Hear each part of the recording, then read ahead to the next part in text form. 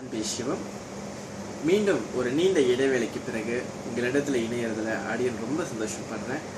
இன்று உங்களுக்கு ஒரு அற்புதமான விஷயம் காத்திருக்கு. வீடியோ கடைசி வரைக்கும் நீங்கள் கேளுங்க, சரிங்களா? இது கிருபானந்த வாரியார் என்ற ஒரு பெரிய குருவோடைய வாழ்க்கையில் வந்து ஒரு கதை. கிருபானந்த வாரியார் வந்து நிறைய இடத்துல ஆன்மீக சொற்பொழிவு நடத்துவார். அப்போ அந்த சொற்பொழிவில் நிறைய கேள்விகள் கேட்பாங்க. முக்கியமாக அந்த கேள்விகளை குழந்தைகள்கிட்ட தான் கேட்பாங்க. அப்போ அந்த குழந்தைகிட்ட வந்து ஒரு கேள்வி கேட்குறாங்க. லார்ட் முருகப்பெருமானுடைய அப்பா பெயர் என்ன அப்படின்னு கேட்குறாங்க. அதுக்கு உடனே அந்த குழந்தை கொஞ்சம் யோசிக்காம சொன்னிச்சு, சிவாஜி அப்படின்னு சொன்னிச்சு. உடனே அதுக்கு எல்லாருமே சிரிக்கிறாங்க, அந்த குழந்தைய விடைக்கிறாங்க.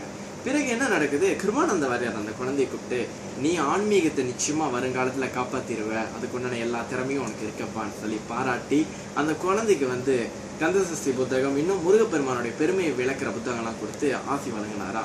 பிறகு மக்களுக்கெல்லாம் ஒரே கேள்வி, அவன் தவறான ஒரு பதில் தான் சொன்னான், அதை ஏன் வந்து இவர் பாராட்டுறாரு அப்படின்னு சொல்லி எல்லாருமே ஒரு கேள்வி எழுப்பினாங்களாம். அதுக்கு கிருபானந்த வாரியார் வந்து சொல்றாங்க, மேபி அந்த பையன் வந்து முதல் நாள் திருவிளையாடல் படம் பார்த்துருப்பான் போல இருக்கு. அதுக்கு கிருபானந்த வாரியார்கள் அழகா சொல்றாங்க, காந்திஜிய நம்ம வந்து காந்திஜி அப்படின்னு தான் கூப்பிடுவோம், காந்தி அப்படின்னு யாரும் கூப்பிட மாட்டோம். அதே வந்து நேருவை நேருன்னு கூப்பிட மாட்டோம், நேருஜி, நேதாஜி, எல்லாத்துக்கும் மரியாதை ஜி போட்டு தான் கூப்பிடுவோம். அதே போல இந்த குழந்தையும் வந்துட்டு எல்லாம் அந்த பரம்பொருளான இருக்கிற அந்த சிவபெருமானை வந்து சிவா அப்படின்னு சொன்ன அந்த சபையில அவமரியாதையா போயிடும்னு சொல்லி சிவாஜி அப்படின்னு சொல்லி மரியாதையா சொன்னான். இதுல இருந்து என்ன நமக்கு தெரிய வருது? வாழ்க்கையில ஒருத்தவங்க தப்பு பண்ணிட்டாங்கன்னா அந்த தப்பை நீங்க பாக்குறத விட அந்த தப்புல மறைஞ்சிருக்கிற ஒரு நல்லது, ஒரு சரியான ஒரு விஷயம் நிச்சயமா ஒளிந்திருக்கு. அதை நீங்க பார்க்க கத்துக்கங்க. இந்த விஷயம் யாருக்கிட்ட இல்லை அப்படின்னு பார்த்தா யார்கிட்ட இல்லை? கணவன் மனைவி அவங்ககிட்ட சுத்தரமா இல்லாம போச்சு. ஏன்னா ஒரு கணவனோ மனைவியோ ஒரு சின்ன தவறு பண்ணா கூட அதையே மீண்டும் மீண்டும் குத்தி காட்டுறது, அதையே மீண்டும் மீண்டும் அவங்களுக்கு அந்த பிரச்சனையே ஊதி ஊதி பெருசாக்கி அது ஒரு பெரிய பூதாகரமான ஒரு பிரச்சனையை ஆக்கிறது. சந்தேகம் என்ற ஒரு பெரிய பேய் எல்லாரையும் போட்டு இன்னைக்கு ஆட்டி படைச்சிக்கிட்டு இருக்கு. என்னைக்கு சந்தேகம் என்ற பேய் உங்க மனசுக்குள்ள வருதோ அன்னைக்கு சந்தோஷம் என்ற அந்த தேவதை உங்க வீட்டை விட்டும் உங்க வாழ்க்கையை விட்டும் நிச்சயமா போயிடுவா. நீங்க வாழ்க்கையில ரொம்ப வெறுமையா ஆயிடுவீங்க. உங்க கூட யாருமே இல்லாம கூட போயிடலாம்.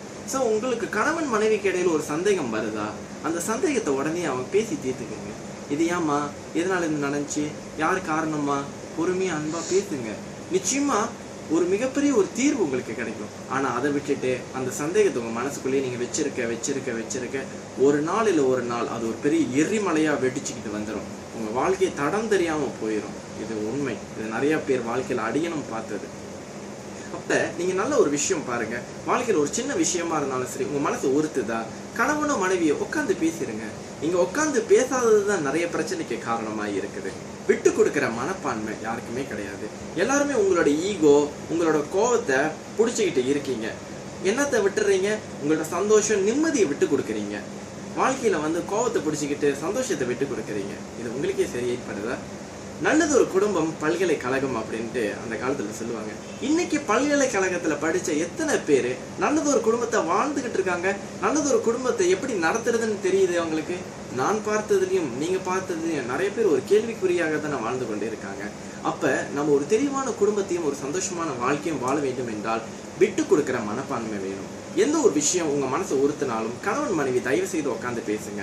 உங்க குழந்தைங்க முன்னுக்கு தயவு செய்து சண்டைகள் போடாதீங்க. ஏன் அப்படின்னு நீங்க கேட்கலாம். குழந்தைங்க அடிக்கடி படுக்கையில ஒண்ணுக்கு போறதெல்லாம் நீங்க பார்க்கலாம். நிறைய பேர் சொல்லி நீங்க கேள்விப்படலாம். என்ன காரணம்னு பாத்தீங்கன்னா அவங்க வீட்டுல அடிக்கடி அவங்களுடைய பெற்றோர்களுக்கு இடையே சண்டை நடக்குது. அதை அந்த குழந்தைங்க பாக்குறாங்க. நீங்க நல்ல விஷயம் புரிஞ்சவங்ககிட்ட கேட்டீங்கன்னா அவங்க இதைத்தான் சொல்லுவாங்க. என்ன உங்க வீட்டுல அடிக்கடி சண்டை நடக்குதா? தயவு செய்து கணவன் மனைவி வந்து உங்களோட பிள்ளைங்க முன்னுக்கு வந்து சண்டை போடாதீங்க. போட்டீங்கன்னா நாளைக்கு உங்களை அவங்க மதிக்க மாட்டாங்க. அப்புறம் நீங்க சொல்லி ஒரு பிரயோஜனம் கிடையாது. என் பிள்ளைய நான் மதிக்கலன்ட்டு அதுக்கு நீங்க தான் காரணம். நல்லா புரிஞ்சுக்கொள்ளுங்கள். அப்ப தயவு செய்து இன்றிலிருந்து விட்டு கொடுக்கிற மனப்பான்மையை நீங்க வளர்த்துக் கொள்ளுங்கள். கணவன் மனைவி பிரச்சனையில மூன்றாவது ஒரு மனிதரை தயவு செய்து உள்ளுக்கு கொண்டு வந்துடாதீங்க. நாளைக்கு அது மாதிரி கொண்டு வர்றதுதான் இன்னைக்கு நிறைய பிரச்சனைகளுக்கு காரணமா இருக்கு.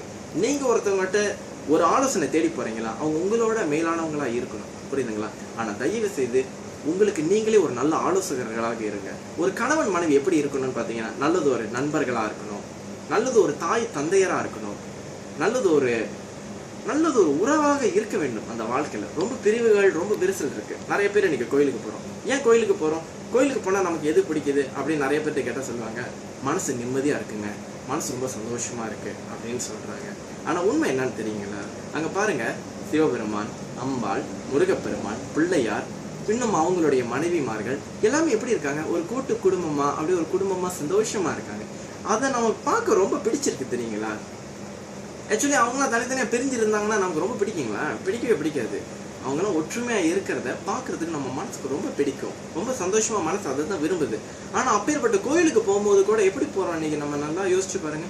கணவன் தனியாக போறாரு, மனைவி தனியாக போறாங்க, பிள்ளைங்க தனியாக போறாங்க. ஒற்றுமை இல்லாத ஒரு சமுதாயம் என்று சொல்வதை பார்க்கலாம் நம்ம சொந்த வீட்டிலே இன்னைக்கு ஒற்றுமை கிடையாது. அப்ப நீங்க நல்ல ஒரு விஷயத்தை யோசிச்சு பாருங்க. ஒரு கோவிலே ஒரு குடும்பமாக இருக்கும் பொழுது ஏன் ஒவ்வொரு குடும்பமும் ஒரு கோவிலாக இருக்கக்கூடாது? நல்லா விளங்கிக்கங்க. அப்ப வாழ்க்கையில உங்களுடைய சந்தோஷம் எங்க இருக்கு அப்படின்னு பாத்தீங்கன்னா உங்ககிட்ட தான் இருக்கு. ஒரு மாபெரும் கிருபையும் உங்ககிட்ட தான் இருக்குது.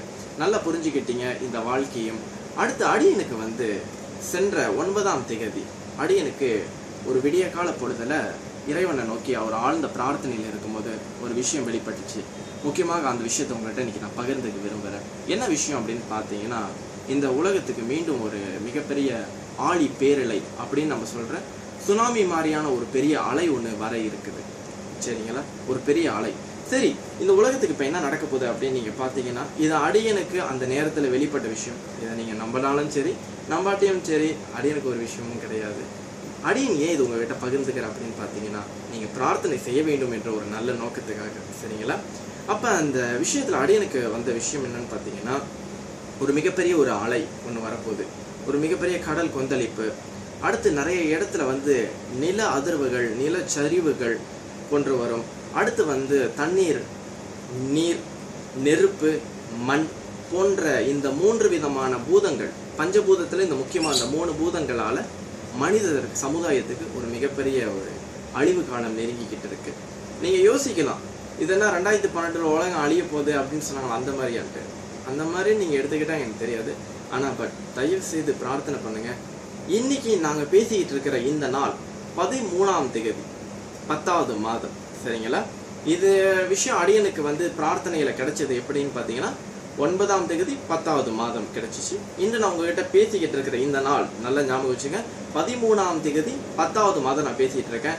இந்த வீடியோ உங்கள் கைக்கு கிடைக்கிற நாள்லையோ சரி, இல்லை இதுலேருந்து நீங்கள் நல்ல ஒரு விஷயத்த நோட் பண்ணி பார்க்கலாம்.